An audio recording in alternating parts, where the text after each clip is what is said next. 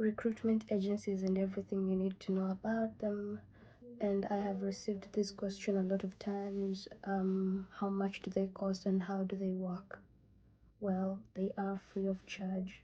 They will not ask for a single penny from you, so they are totally free of charge. So why are they doing what they're doing? Like, why are they trying to find your position? That's because they get paid, or they're hired to find candidates for schools. So they're paid by the school for placing you there. And this is why agencies will work with you, basically support you to get your job, because they get paid when you're hired. So the agency should be your friend, because all of you are trying to find something. They're trying to get paid for placing you, you're trying to get a job. So agencies are going to be your support system. I don't want you to feel like they're your employer. No, they're not your employer. Yeah. So they are free of charge. They will vet you. So this is why it's important for you to impress them, because they're not going to further your application when they get the feeling that you're not going to make it through the first round of interview. So it's important for you to impress them, let them have confidence that you're the best candidate, let them have the confidence that if they connect you with the school, you're going to do well in the interview. So it's important for you to impress them, and that will push them to get you a school, or rather connect you with a school.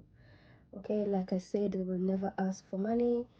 All they will ask is if you're willing or if you're able to pay for your relocation. Can you afford it?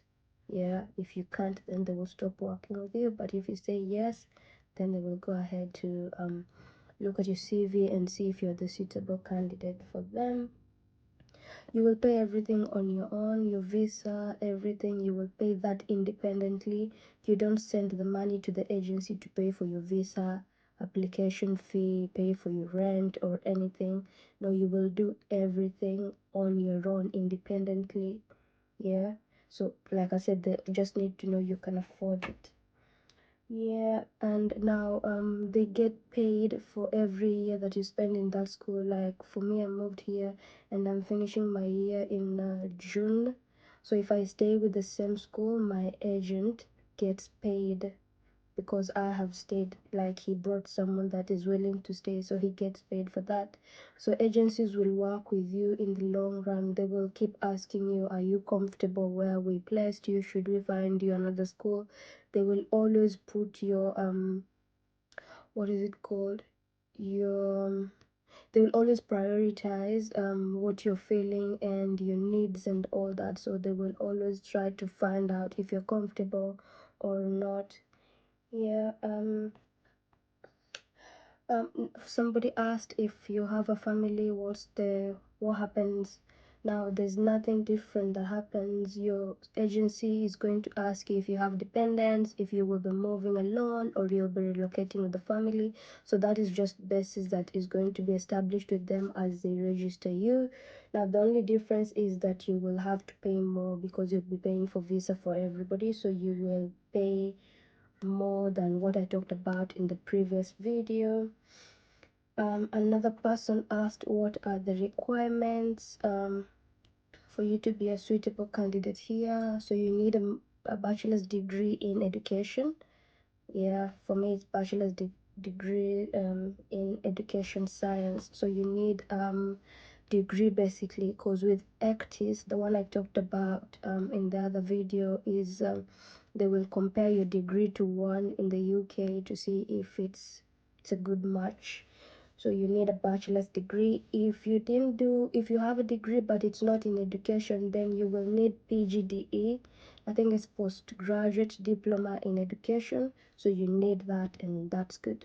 Yeah, I work with teachers from other parts of the country, Africa basically. I'll not mention the country, but then they have a bachelor's in arts. Yeah, and they are employed. So yeah, Kenya is actually among the few countries that offer bachelor's degree in education. Most countries offer bachelor's degree in arts and, I don't know, bachelor's degree in science. Okay, so you need a degree or a PGDE. You will need a TSC certificate, yeah, because it's the one that is closest, the closest equivalent to QTS. So you will need TSC certificate.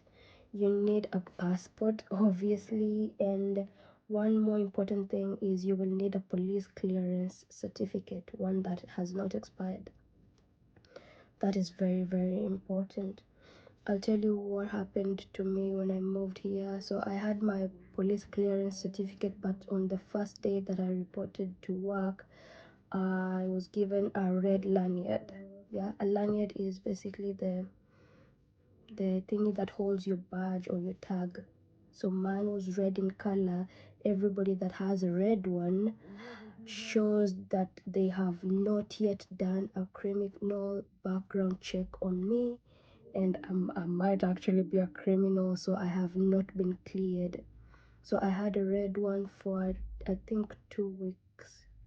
Yeah, because they, even with the police clearance certificate, they will do a background check back in the country. So it's called a DBS, and they have to wait for a long time. They have to run my fingerprints all over the country, over there back home, to just confirm that I have never been in any altercation or anything. I've never been behind bars.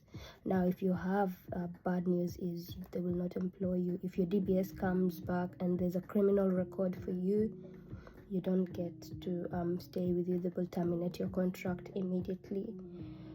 Okay, yeah, so that's all you need. And lastly, I know I will make more videos of this. I just thought about this when I was in the bus. You will need an active LinkedIn profile. I talked about this before. One thing I didn't mention is that you need to engage with the right content. You can't be a teacher and you're engaging with people that are doing economics, or people that are just marketing stuff and selling stuff over there. You need to engage with the right content. Your people that you're following should be people that are working within the same industry with you. You will learn so much over there. Now, hiring is the agencies are now very, very active. So if you have registered with them, you should be hearing from them.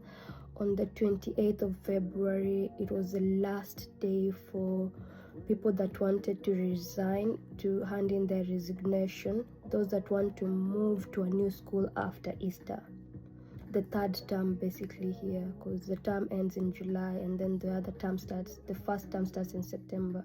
So for those that wanted to begin the spring term in a new school, their deadline for handing in resignations was on the 28th, which was on I don't know, but then it was last week Friday. Yeah, last Friday.